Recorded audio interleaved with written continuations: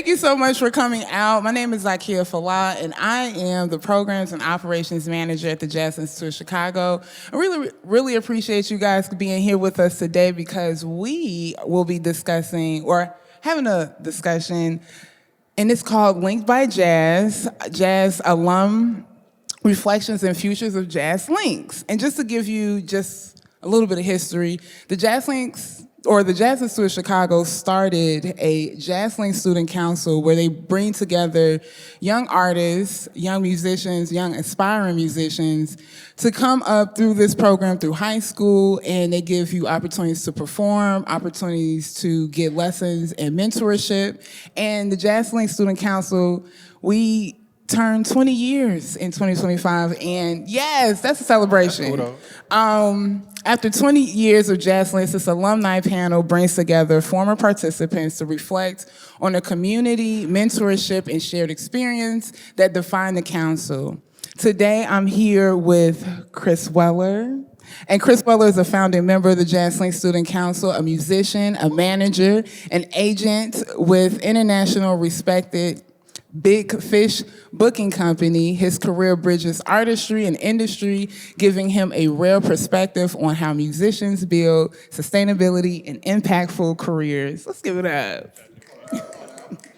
I'm also joined by Sam Frampton. He's currently a graduate student pursuing a master's degree in jazz guitar performance. He's also a Yale University graduate and composer whose work reflects both intellectual depth and creative curiosity. His voice as an artist speaks on the evolving future of jazz, one rooted in tradition, but unafraid to explore new sonic landscape. Let's give it up for Sam.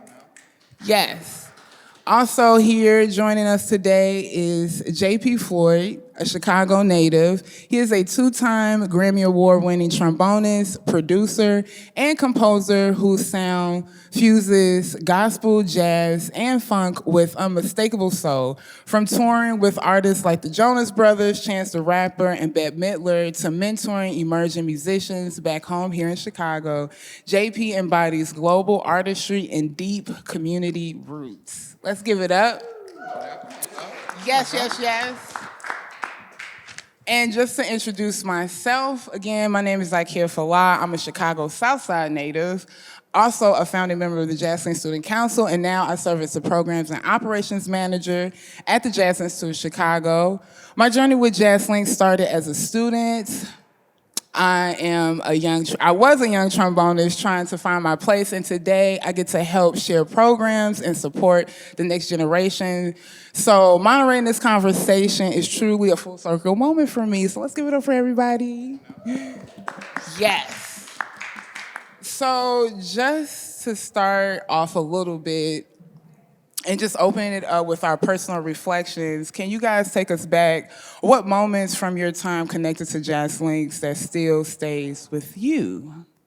For me, I would say like just a strong base of like community. Just even this jazz fair that's happening right now, just going up and down the stairs, like every floor and things like that. You run into a lot of your different alums that you've worked with different programs, if it was Ravinia, Jazz Institute, or if it's high school, or if you were just jamming just at someone's house. Like, it's just nice just to have community and you have family. Now you see a lot of your other fellow musicians and things like that now are teaching at different schools, and they have their own bands, and they're creating like the future and things like that. So I would just say just the strong base of community and family is just what I would, yeah. Yeah, I would agree, because I will say, knowing everybody on this stage, we met in high school, and we're now in our mid-30s, and just to see the transition, especially when I first met Chris, I was introduced to him as a tenor player, and now to see where he has elevated through a musician and then working on the stage and behind the scenes, because I also did make note that with him having his own booking agency, he has his artists on his roster are also Jazz Links alum like Marquise Hill, and it's great to see. So can we hear a little bit from you, Chris? Yeah, I mean, I think that you said it very, like, that's the way to do it. It's basically just about the community of people and having a musical family, and that easily was the most beneficial thing that I took away from the Jazz Links was, and to this day, I would say like a lot of the people that I met there are the people that have inspired me the most and continue to inspire me the most as an artist, you know, over however many years it's been as a journey. And then it just randomly worked out that their friends and artists need help with different things, and so that's what I do. But I am happy to answer any questions you have about that stuff. Cool. So when we get on to mentorship and growth, jazz is built on mentorship. Who poured into you, and how has that influenced the way you show up for others?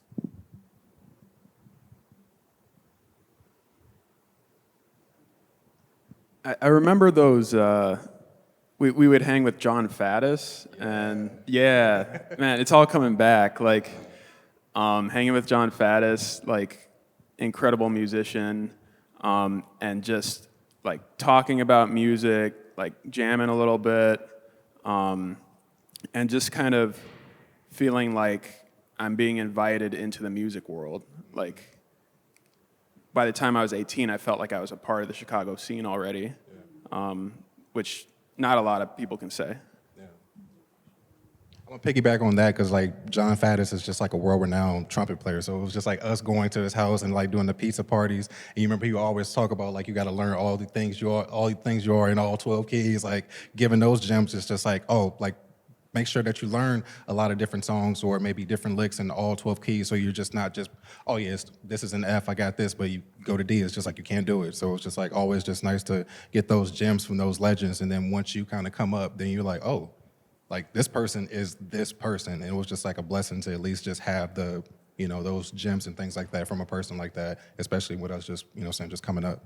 Yeah, I think one of the cool things about like mentorship is that it doesn't even have to be a legend for them to have a huge influence on your life. And I feel like I've taken so many really small, random things that different mentors in my life have said to me and like held them very dearly, which they probably didn't care at all about and had no idea to this day that they've influenced anybody or that it even is a thing. But I think that whether it's being around a legend in the music who can make you feel a certain way and you can learn certain things from, or even just on a day-to-day level with other people in the musical community and in life, I think that being a part of that as the student and the mentee is really special, but also being able to do that in other ways as the mentor, hopefully over time, and to give back is also really special. Man, I really feel that. I was actually walking around the other day and thought of this moment after one of the Jazz City concerts that we opened up for, when this guitarist, Curtis Robinson, was talking to me, or I was talking to him. I was asking him questions and everything, and he said, man, it's all just scales and arpeggios. And I think back to that at least once a week. That's amazing. And just to go further, was there a piece of advice that you received through Jazz Links that changed your trajectory? Willie Pickens, you're late when you're on time and you're on time when you're early. I was like, I take that to the grave. I was like, that's so impactful and things like that, because once you get into the real world, and like for me, when I'm doing these different gigs and things like that, when you have your lobby calls, when you have to be at the airport at a certain point and things like that, like all of that is so efficient, and it's just like that shows your character, and character is power. So it's just like, if you don't have a good character and things like that, then you're not going to go anywhere, and everybody's going to, not want to work with you. You're going to build up a bad reputation, but it starts with just being on time and being punctual. So Willie Pickens, I appreciate that knowledge. I will agree with that completely, because with Mr. Pickens, he was one of our mentors that we had through high school. What he instilled in me and Mr. Carter that we had in high school, all of what they taught us through music, I apply it in my business life, working behind the scenes, and when it comes to programming, when we're getting prepared, for example, the Winter Jazz Fair, and doing all the administrative work, it's showtime. Getting prepped, doing follow-ups, follow-throughs, and just going by every letter in the alphabet to make sure that I'm thoroughly prepared that was the impact. So I definitely agree with you on that. So with community and relationships, Jazz Links is about connection. What relationships formed through this program that surprised you deeply or deeply impacted you? I kind of can take this one. I will say, Diane Chandler Marshall, she was the past education director with the Jazz Institute of Chicago. And I started off as an intern, oh my God, when I was 16 in 2006.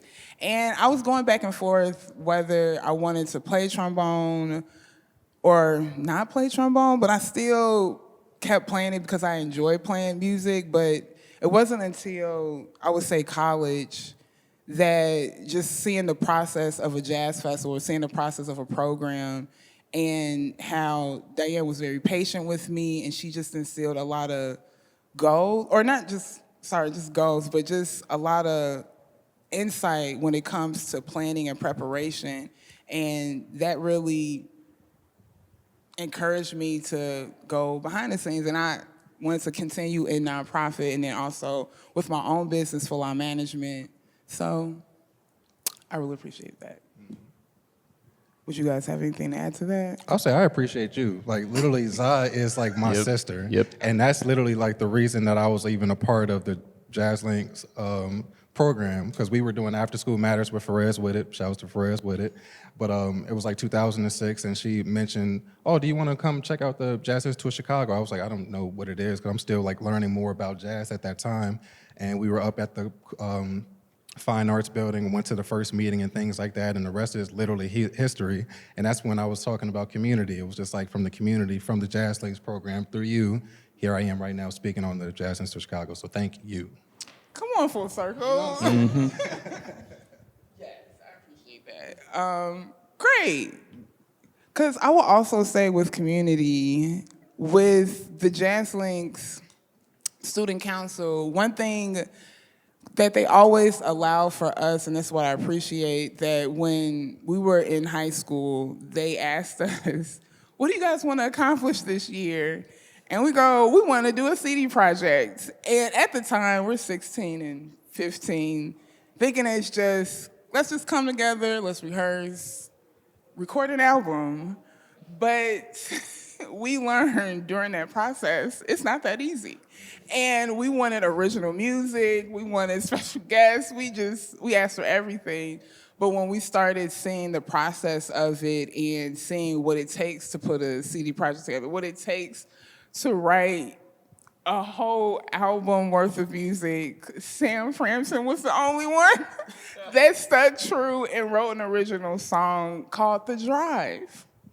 Yes, Sam. Inspired by Lakeshore Drive. And so, and so for that, even looking back how big our eyes were, I still look back at that moment and go, wow, even though we bit off more than we can chew, I learned a lot during that process, and being in the studio for the first time at Jazz Institute, allowing us that process, just coming together and trying to figure it out and being so patient with us. Yeah. It was a good time. I feel like what's cool, and I think what I walked away with the most is that the Jazz Institute it was the thing and the catalyst that brought a lot of young, excited people together that love music. But from that, it wasn't just at the student council, we just reaped a lot of rewards with that, because then we would all go to Fred's and to the Velvet sessions, and we would go all over the city and do these different things, and we would meet up and we'd see each other. But it was a community, but it really was a community because, it was a community either way, but really it felt stronger because of the student council and because the Institute created a space where we could get together and feel comfortable and inspire one another and learn. And I just think that having that space to do that is really important. Otherwise, it's just a lot of people showing up in random places hoping for the best, which is real life. But I think that's pretty legit. No, you're right on with that, because I definitely never came in the environment like the Jazz Links Student Council, where we literally just came together for meetings and just talked music, or just talked about what we were transcribing, or just like, oh, okay, you're working on that? Let me see if I can do that. Or let's get these scales, all 12 keys, or get these patterns, and let's just play. And having that environment, I think, is very important for students, and a space for students just to feel comfortable, and just seeing where it's gone from 2005 to now is really, it's a proud moment, and I appreciate it. Absolutely. So just moving forward, and just to be light and fun, be honest, was there ever a moment where you thought, wow, this room is special? Right now. I'm this cracking moment. up. You know what? I guess like for me, and going back to like what you were saying as far as just like when we still talk about community and things like that, but I still go to the Jazz Institute so much, like even more than I go, like I went to Lincoln Park High School, like I go to the Institute way more than I even go to like where I went to high school. But it's just like even seeing the space that you're in now from like where we started, on the top of the Fine Arts building, like the last floor and things like that, a tiny room, to like a little bigger space, to now it's just like an amazing space that's overlooking Buckingham Fountain and the lake and things like that. But it's just like, I feel like anytime I go into the Institute now, it's just like you just reflect on where it started to where it is now, and then also everything else that you're seeing as far as like when I'm seeing you, or if I see you, or if you're seeing like the newer generation now, and then especially like if they're seeing us and we're, you know, kikiing, we're laughing and all of that, it's like that community that we're still talking about. But now it's just like you still see us together, and now I'm seeing like the younger generation also becoming what we are, and then now we are the bigger family. Now it's like the bigger cycle. It's just like it always just repeats. So I just love that about going into the Institute and just reflecting on where it started to where it is now and where it can go. I like how you're going with that. So where it can go, where would you like to see Jazz Links moving forward 20 years, 20 more years?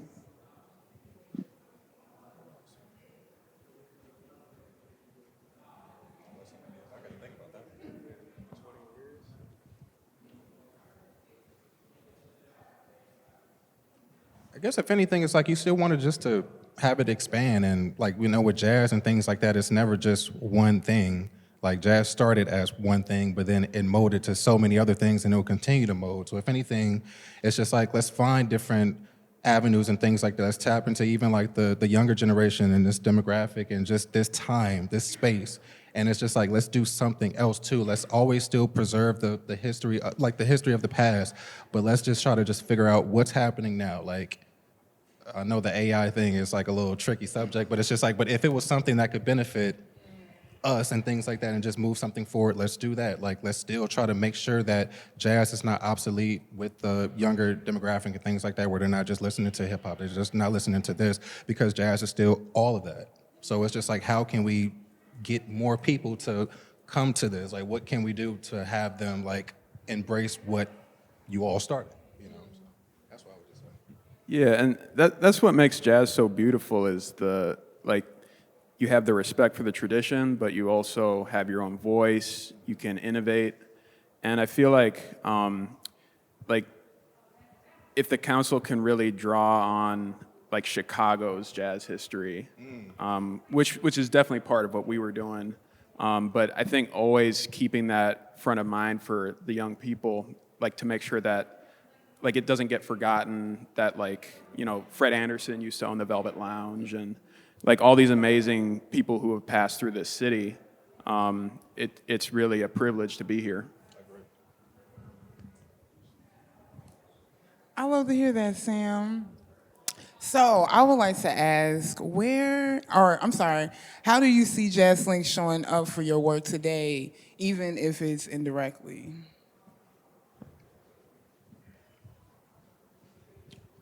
I mean, I think just that the fact that you guys are maintaining a space where all this is happening and investing in the future and kids and allowing kids to experiment and be goofy and like make music, just like allowing people to make music and like come together and have fun, I think in and of itself is really special. But obviously, like all the work that you're doing. And I feel like I've been running to you all over the place now.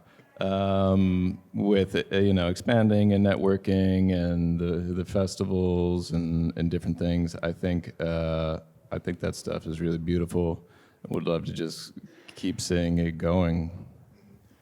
Oh, my bad. I was gonna say, like, especially that networking part, like when you was like mentioning like the opportunities and like the gigs that I've done, like I work with like the Gwen Stefani's and like Bette Midlers and things like that, but it's the power of networking, because once you do one gig, you meet with some of the other musicians, or if it was other producers or managers or crew and things like that, then that's just like the spider web of just like other opportunities when things present themselves. So I just feel like that power of networking that we had through the Jazz Institute has definitely just like gave me more opportunities. Now I'm with the Jonas Brothers. It's like, how? Because of this one entity that turned into this, that turned into this. So that's just the one thing I would say in networking for sure. Yeah, I was living in New York for a minute, and I've been getting the emails the whole time. Like, so it's funny because like I went away for college, then I came back, and then I went to New York, and all along I was getting the emails, and I was like, it looks like they're having so much fun over there. Like, they're having jam sessions still, and like next gen jazz and all this cool stuff is happening. And when I was away from home, that's when it really felt like, oh, there's something special going on there. Like, I don't meet people from other cities who have something like this. And like when I got the call from you, Zakiya, to come and do this panel, it's like, oh, I've been thinking about this all this time, but now like I have an opportunity to come in, reconnect with it. So yeah, I think that's a really cool way of showing up. No, I agree. We're definitely, with the connections that we've made over the years, it's definitely great to see my peers in different spaces, because when, for example, with Chris, seeing him with his booking agency and the artists that he has on his agency and the things that they have accomplished, and then just also the other founder members that we've had, like Michael Davenport, Ryan Neither, Marquise Hill, we've just still kept a connection over the years, and then also just support one another. We check in to see how we can better help one another with anything, or just being able to call any of our connections with our Jazz Links alum. It's nice to say, hey, can I get your feedback on something? Mm-hmm. And so I would love to see that continue on with the younger generation, just to have them keep that bond that they're building on even more, and just to see it flourish more. Yeah, I kind of wondered too. I mean, as it's cool because so many people have gone on to continue and in different ways in the music world, and I think for all of us to figure out how we can maybe harness our experiences since Jazz Links 20 some years later. That sounds so weird. Whoa. But like how we can maybe figure out to take everything that we've learned in our networks now and figure out a way to, I don't know, somehow harness that for the Institute and like for the purpose of benefiting the younger community now, who like we came up through Jazz Links, but we're some of the first ones to do it. So, if we can somehow do that for kids that are in there now, that's something maybe that we didn't have when we started, that would be cool for them to have, and just like to learn different things, and we should figure that out. I completely agree with that. Oh, I'm sorry.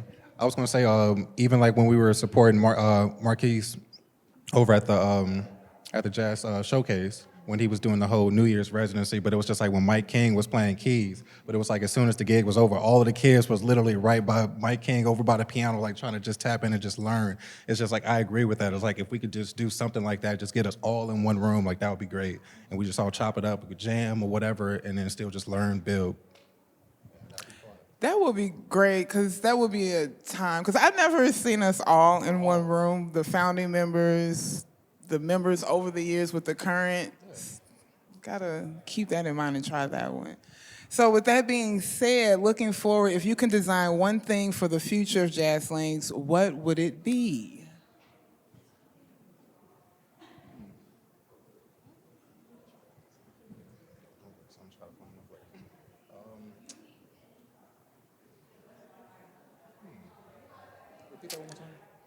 Oh, I'm sorry. If you could design one thing for the future of Jazz Links, what would it be?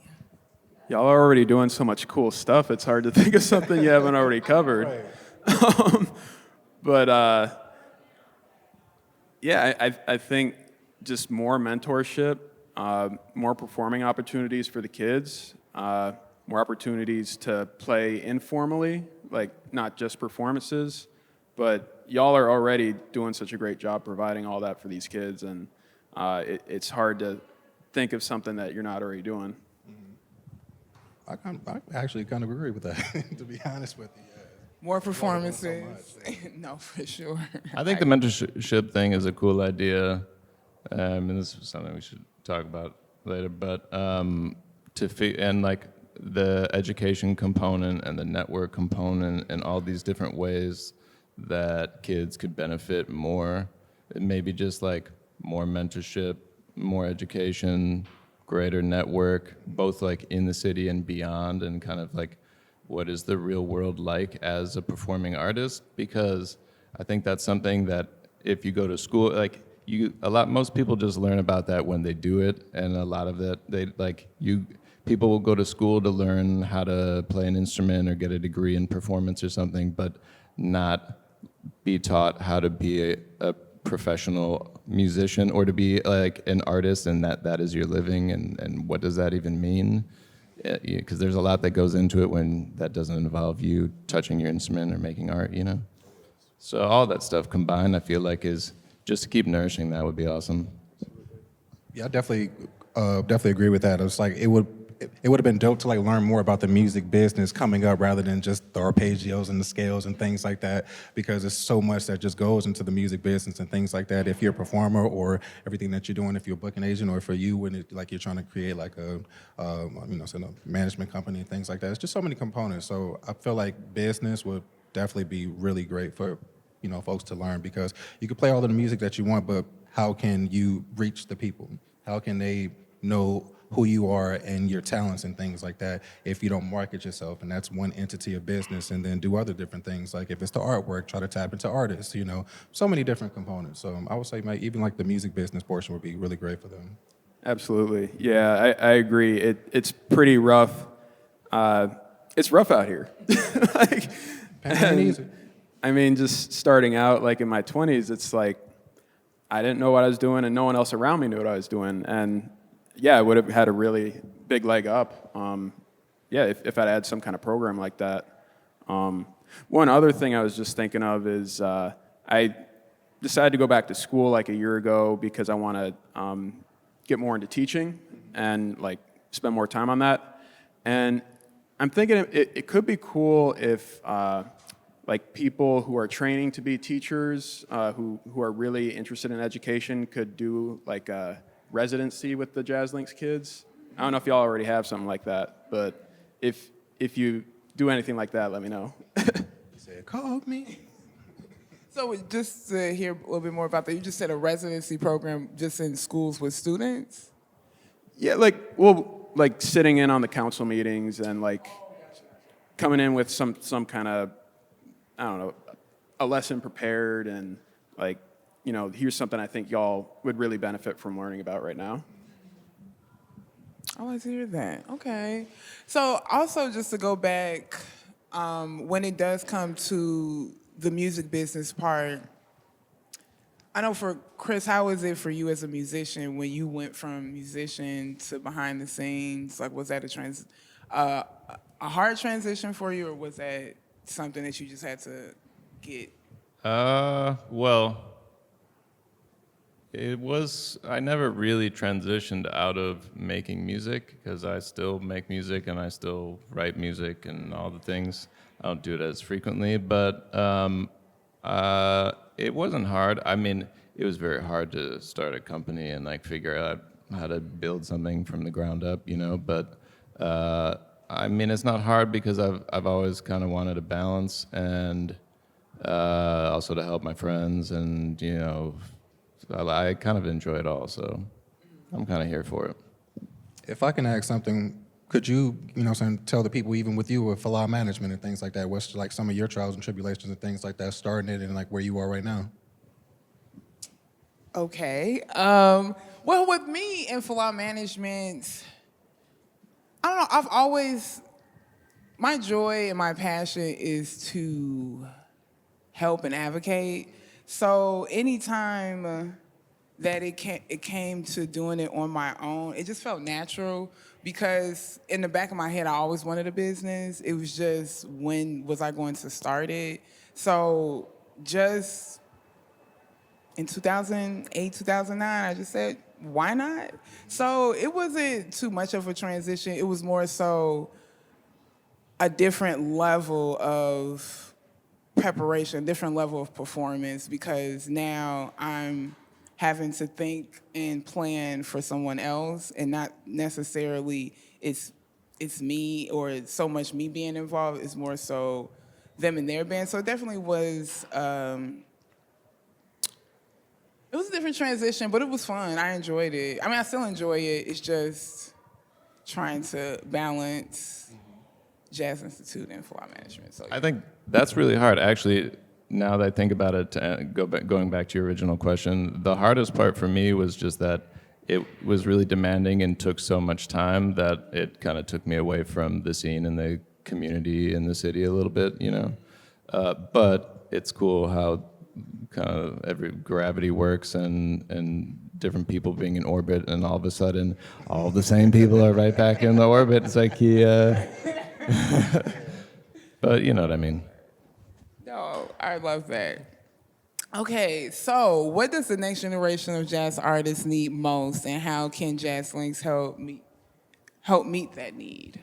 I think we kind of talked about it, but still with the music business aspect. Like even with myself, it's just like I'm still also like an aspiring artist, even though I still am the touring musician. But it's just like you get on me with the LLCs, and I know I have like a publishing company with BMI, and you know, so it's like you have to think about all these different things. Make sure you get your residuals, your royalties, you get your publishing, you get an LLC, you make a website, you do all these different things. I feel like that business component would definitely help them out because obviously you all are doing everything right as far as like the music theory, the arpeggios and the scales, you know what I'm saying, all of that. Mentorship. You feel me? But it's just like, I feel like the business and things like that, or even if you were to kind of have some of the kids like take them down as far as like with the Jazz Institute of Chicago, like how do you all operate? Like how do you all keep this thing going? Because then they could maybe even help you all out, give you another idea or something like that, or even do something to branch out, which is like a sub branch of like the bigger tree, which is this, but it's like something else that can help the community, you know? So I feel like that business aspect would be really great.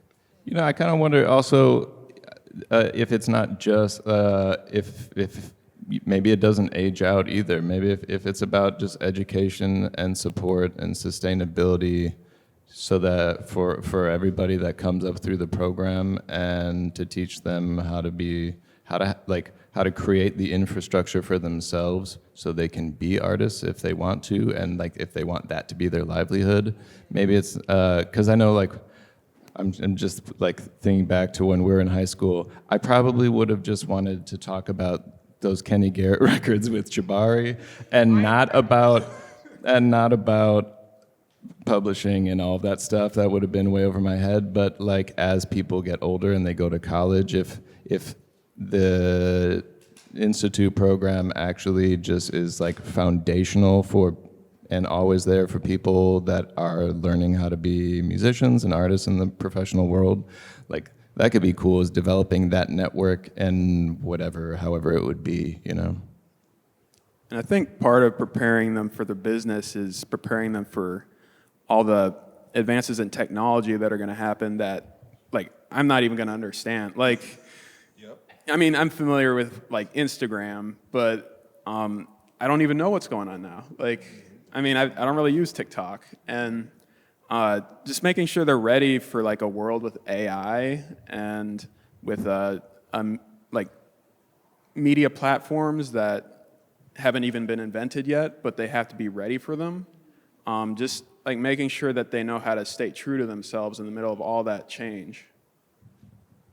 Also, one other thing, I'm just brainstorming, but even if the Jazz Institute had like an app, and it's just like a lot of these different components that we're saying, what if it was an app that's connecting us, the old heads, connecting some of the newer people, having like a thread where it's just like you talk about business, you inform people about upcoming events, just all these different things. Like Yeah, that. even if, yeah, that's actually a good point. I mean, that's another, option, just like having landing pages and being able to point people to learn more about things that are important to do and be professionals.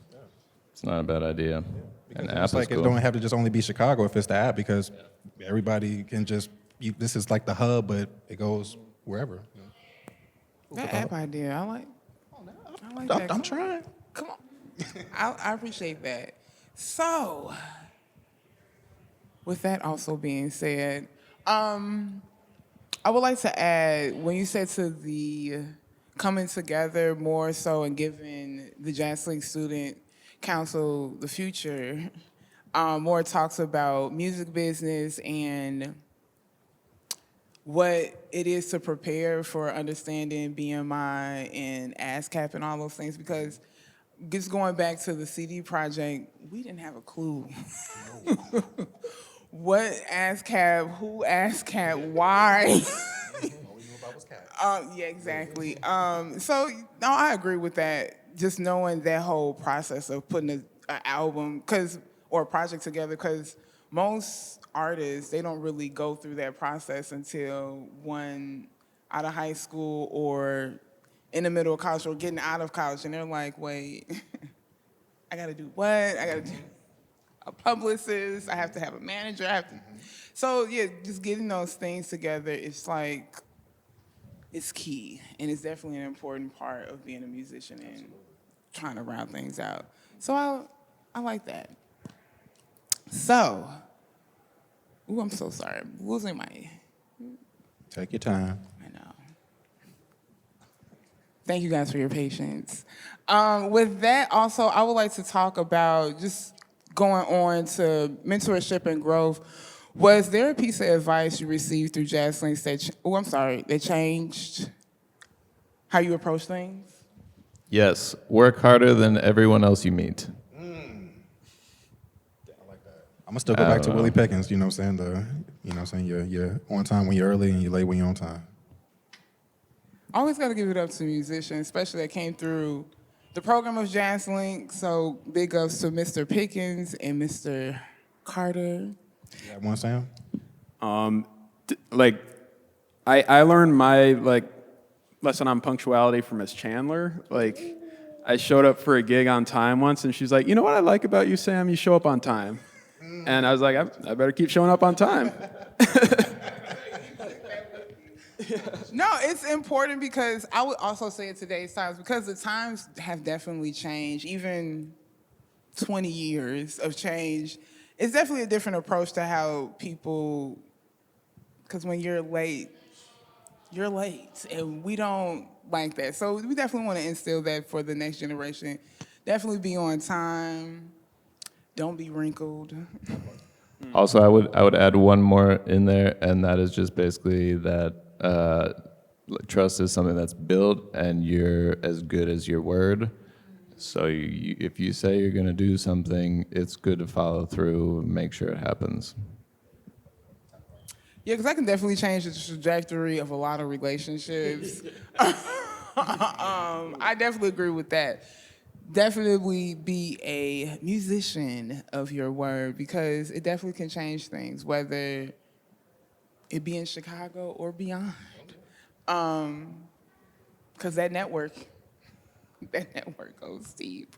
Okay, so when you first joined Jazz Links, what were the kind of things what did actually become for you? I'm sorry. When you first joined Jazz Links, what did you think it was, and what did it actually become for you? I did not know what to expect, because you were just saying, oh yeah, we're meeting at this office in the building that I've never been to, never even knew existed. But I came over there, and once again, I just met a family from day one. Sam? Well, I heard Jazz Link Student Council, and I was like, is it a band, or is it like the student council at my high school? I didn't really know what I was getting into. But what it became was a training ground in education in and of itself. And it was a way to connect with other people my age who love jazz, which, like, I went to a small school, and like I was the one kid that was into jazz. So it really like validated me and showed like, hey, like it's cool to be 16 years old and into this stuff. Yeah, I mean, being part of the original formation, it felt like I knew a bunch of the people already, just either from like state music programs or whatever. But it felt like it was a council in a weird way of just like people coming together that really cared about the same thing, that were excited about music and just wanted to learn more about it because it made them happy and it was super fun. And now I feel like it's so much more than that. It's still that, but it is like a family and a community, and way more. I mean, with regards to what you guys are doing for the city, so it's very cool to see.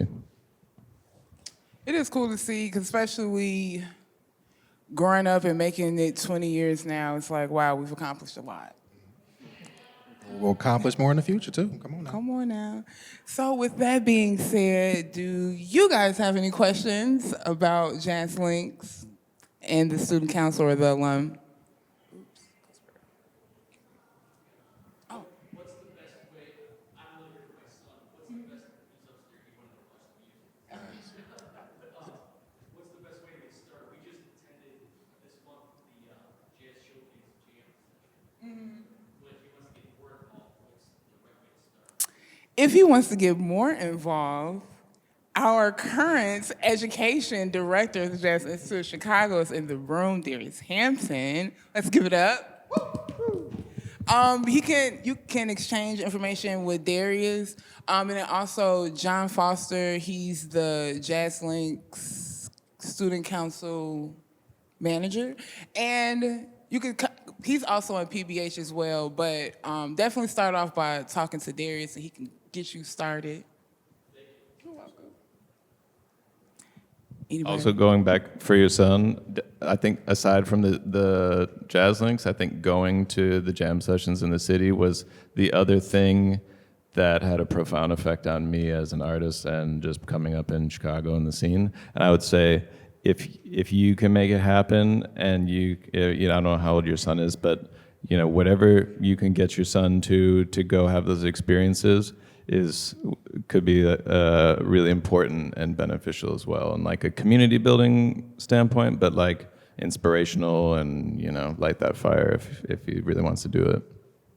Yeah, just to add to that, going to the jam sessions, that actually helped me grow and not be so nervous when speaking to people. Because just trying to get things out through my horn, we also had to take time to speak to an audience. And they gave us opportunities when we were younger to open up for shows at Millennium Park.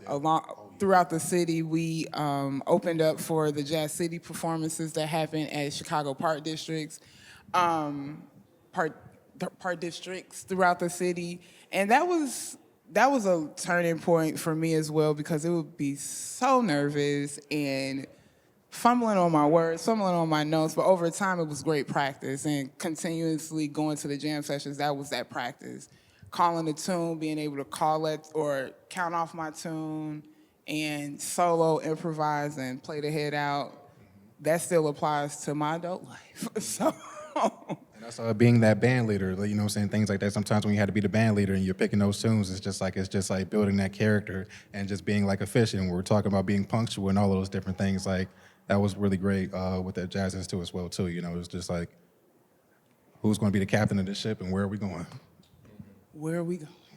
Yeah, so definitely for sure the jam sessions, they're a big pivotal part on making an impact on young students and their development, because also we're not just, even if they don't even know anybody, they bring them in. Like the Jazz Link Student Council, that's one thing I appreciate even through the years.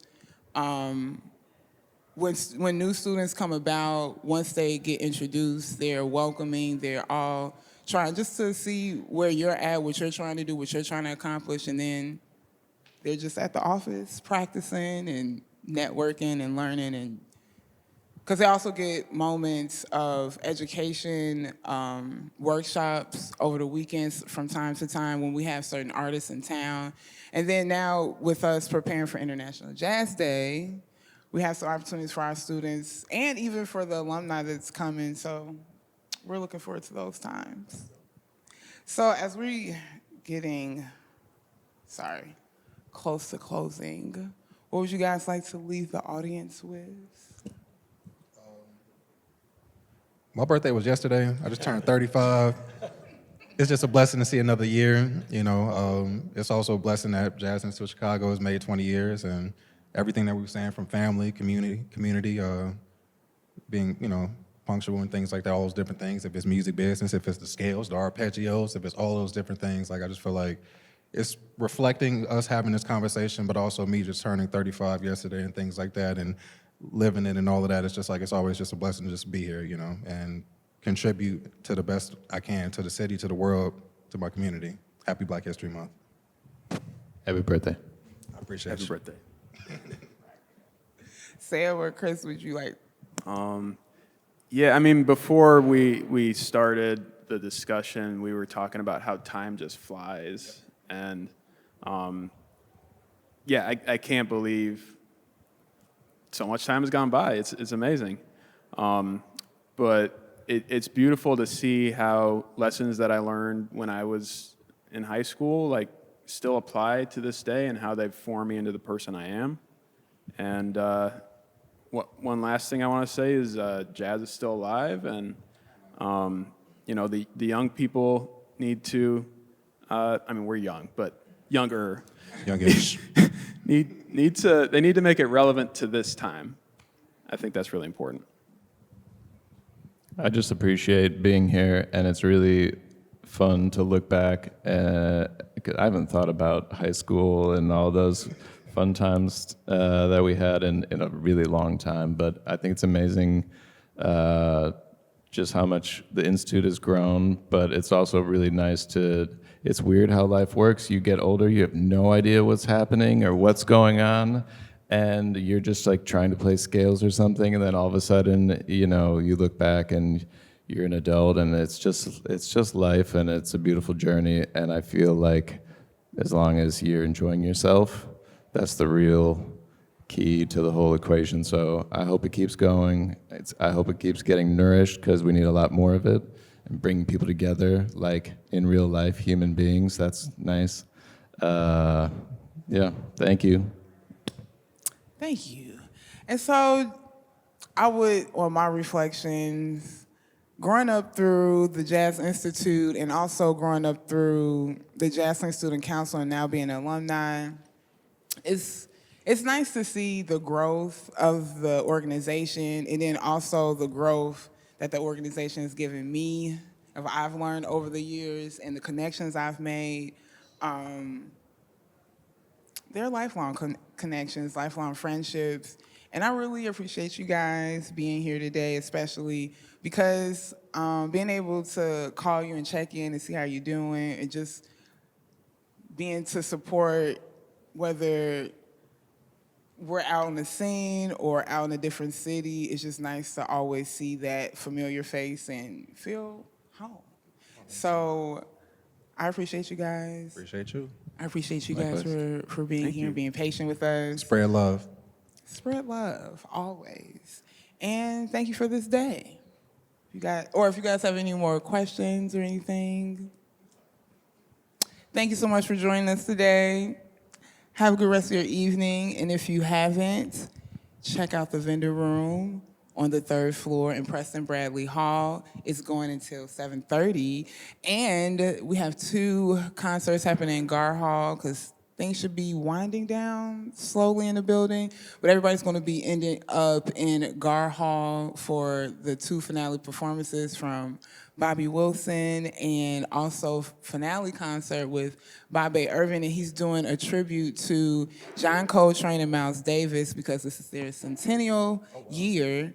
And those of you who don't know, but Bobby Irvin, he used to play piano and write music for Miles Davis, so it should be a really great show. I'm very excited. Hope you are too. And thank you for coming out. Appreciate you. Thank you, Jazz Institute. Thank you, Thank you. Zakiya. Thank you, guys. Tell your mama you love her.